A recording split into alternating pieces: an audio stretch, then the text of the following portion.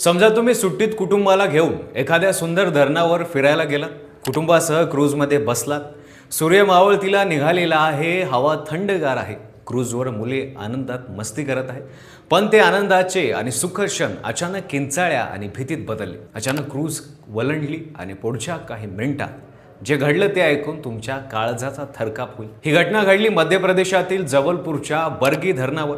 30 April 2025 रोजी जे घडलं ते फक्त एक अपघात नव्हता, ते होतं एका व्यवस्थेचं भयंकर अपयश. आणि त्या पैशाची किंमत स्वतःचा जीव देऊन निरपराध पर्यटकांनी मोजली. तर काय आहे संपूर्ण प्रकरण, सविस्तर पाहू या व्हिडिओच्या माध्यमातून. नमस्कार, मी पंकज आणि तुम्ही पाहताय कसं काय. बर्गी धरण हे नर्मदा नदीवर बांधलेलं मध्य प्रदेशातील एक प्रसिद्ध पर्यटन स्थळ आहे. खेमरी बेटाजवळ हे जलाशय अत्यंत विस्तीर्ण आहे. मध्य प्रदेशात पर्यटन विभागाची क्रूज इथे वर्षानुवर्षे चालत आली आहे. दर संध्याकाळी पर्यटन धरणाच्या विशाल जलाशयात क्रूज सफारी करत असतात. हा अनुभव होण्यासाठी अनेक पर्यटन दुरून येतात. त्या दिवशी संध्याकाळी 39 ते 45 पर्यटकांनी भरलेली ही क्रूज निघाली होती. क्रूजमध्ये बसल्यानंतर दिल्ली, राजस्थान आणि इतर राज्यांमधून आलेल्या कुटुंबाचा आनंद ओसंडत होता. बोट धरणाच्या काठापासून सुमारे 300 मीटर आत गेली होती आणि अचानक वेगाने वारे वाहू लागले. पाण्याच्या लाटा उसळू लागल्या. वातावरण झपाट्याने बदललं. प्रत्यक्षदर्शींनी सांगितलं की आधी आकाश काळं झालं, मग वेगाने वारे आले आणि काही क्षणातच धरणाच्या पाण्यात मोठमोठ्या लाटा उसळू लागल्या. क्रूजवरील प्रवाशांना काय होतं हे कळायच्या आतच बोट एका बाजूला कलली. पर्यटकांनी धावपळ सुरू केली. काही जण ओरडत होते, लहान मुले रडत होती आणि अवघ्या काही मिनिटात बर्गी धरणाचं थंड पाणी त्या क्रूजमध्ये शिरलं आणि हळूहळू क्रूज बुडू लागली. बोट बुडत असताना आसपासच्या लोकांनी किंकाळ्या ऐकल्या. स्थानिक मच्छीमारांनी जीव धोक्यात घालून पाण्यात उडी घेतल्या. काही जणांना बाहेर काढलं, पण पाणी खोल होतं, अंधार पडत होता आणि त्यामुळे त्यावेळेला अनेक लोकांना बाहेर काढता आलं नाही आणि त्यामुळे अनेक पर्यटकांचा जीव गेला. बचाव कार्य सुरू झाल्यावर एक एक मृतदेह पाण्याबाहेर येऊ लागले आणि यातला एक मृतदेह असा होता ज्याने घटनास्थळी उपस्थित प्रत्येकाचे डोळे ओले केले. एका आईचा मृतदेह सापडला. तिच्या छातीशी घट्ट कवटाळलेला होता तिचा 4 वर्षाचा चिमुकला मुलगा. पाण्याने क्रूज बुडायला सुरुवात केल्यानंतर त्या आईने शेवटच्या श्वासापर्यंत आपल्या मुलाला सोडलं नाही. ती गेली, मुलगाही गेला, पण त्या बंधनात मातृत्वाची ताकद होती जी मृत्यूलाही हरवू शकली नाही.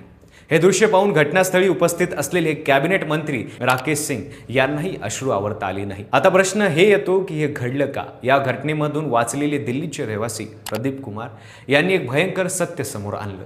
त्यांनी आपली पत्नी आणि मुलाला या दुर्घटनेत गमावलं. या वेदनेत असतानाही त्यांनी क्रूज व्यवस्थापनावर गंभीर आरोप केले. त्यांच्या म्हणण्यानुसार क्रूजवर सुरक्षेची कोणतीही साधने व्यवस्थित नव्हती. संकट आल्यावर क्रूज मेंबर प्रवाशांना वाऱ्यावर सोडून स्वतः सुरक्षित ठिकाणी गेले. वेळेवर लाईफ जॅकेट देण्यात आले नाहीत. इतकंच नाही, प्रत्यक्षदर्शकांच्या म्हणण्यानुसार हवामान खराब होण्याची चिन्हे दिसत असतानाही क्रूज चालकाने बोट किनाऱ्यावर न लावता ती जलाशयाच्या मध्यभागी नेली. या एका निर्णयाने अनेकांचे जीव गेले.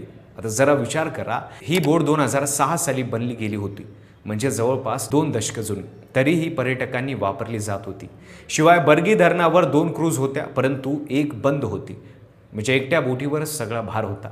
पर्यटक विभागाच्या या क्रूजवर 60 प्रवाशांची क्षमता होती आणि त्या दिवशी 39 ते 45 प्रवासी होते, म्हणजे क्षमतेच्या आत असताना देखील ही दुर्घटना घडली.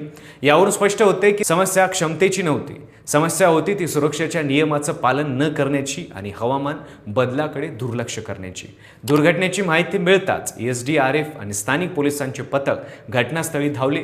रात्रभर सर्च लाईट्स लावून शोध घेण्यात आला. रात्रभर बचाव पथकांनी काम सुरू ठेवलं.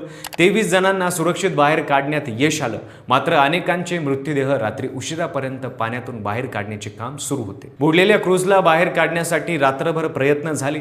लोखंडी तारांनी ओढण्याचा प्रयत्न केला, पण क्रूज पाण्यात खोलवर रुतल्याने ते शक्य झालं नाही. त्यामुळे भोपाळ आणि आग्रा येथून NDRFचे विशेष पथक बोलवण्यात आले. मध्य प्रदेशाचे मुख्यमंत्री मोहन यादव यांनी या घटनेला अत्यंत दुर्दैवी म्हणत तत्काळ मदत कार्याच्या सूचना दिल्या. उपमुख्यमंत्री राजेंद्र शुक्ला म्हणाले की हे हृदयद्रावक प्रकरण आहे आणि याचा सखोल चौकशी व्हायला हवी. कॅबिनेट मंत्री राकेश सिंग आणि पर्यटन मंत्री धर्मेंद्र लोधी रात्रभर घटनास्थळी राहिले. जिल्हाधिकाऱ्यांनी एक नियंत्रण कक्ष स्थापन करून हेल्पलाईन सुरू केलं. राज्य सरकारने मृत्यूंच्या प्रत्येक कुटुंबाला 4 लाख रुपयाची मदत जाहीर केली. विरोधी पक्षनेत्यांनी मात्र ही रक्कम पुरेशी नसल्याचं म्हणत सरकारकडे अधिक मदत आणि कठोर चौकशीची मागणी केली. या दुर्घटनेनं एक मोठा प्रश्न उपस्थित केला आहे. देशभरात असे किती पर्यटन स्थळे आहेत जिथे जुन्या बोटी चालवल्या जातात? किती ठिकाणी लाईफ जॅकेट नसतात? हवामान खराब झाल्यावर किती चालक बोट किनाऱ्यावर न लावता मध्यात नेतात?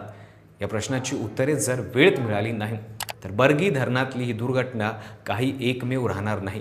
एक आई शेवटच्या क्षणी आपल्या मुलाला छातीशी घट्ट धरते. हे चित्र फक्त एका कुटुंबाच्या दुःखाचे प्रतीक नाहीत. हे प्रतीक आहे त्या व्यवस्थेच्या अपयशाचं जी जगणाऱ्यांना मरायला भाग पाडते. सरकार चौकशी करेल, मदत देईल, काही दिवसांनी हे विसरलं जाईल आणि पुढच्या सुट्टीत पुन्हा कुठेतरी कुणाचं कुटुंब अशाच एखाद्या जुन्या बोटीत बसेल का? आणि अशाच एखाद्या खराब हवामानात बोट पाण्यात जाऊन दुर्घटना होईल. यामुळे सरकारने आताच अशा घटना थांबवण्यासाठी उपाययोजना करायला हवी.